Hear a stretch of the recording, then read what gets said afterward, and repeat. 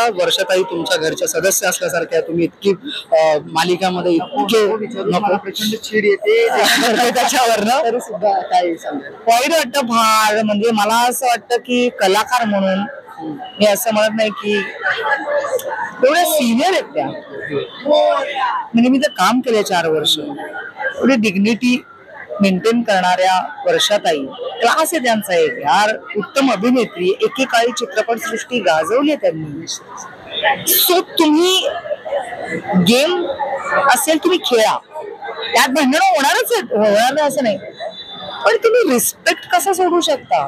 कितीही राग आला तरी तुमच्या शब्दांवर कंट्रोल हवाच, कारण की ते शब्द परत येत नाहीत कितीही सॉरी म्हटल्यानंतर, ते हर्ट झालेलं परत येत नाही.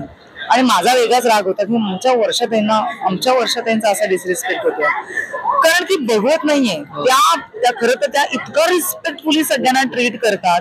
आम्ही सेटवर असताना आम्हा सगळ्यांना त्या सगळ्यांचं कौतुक करतात, सगळ्यांशी इतकं गोड वागतात.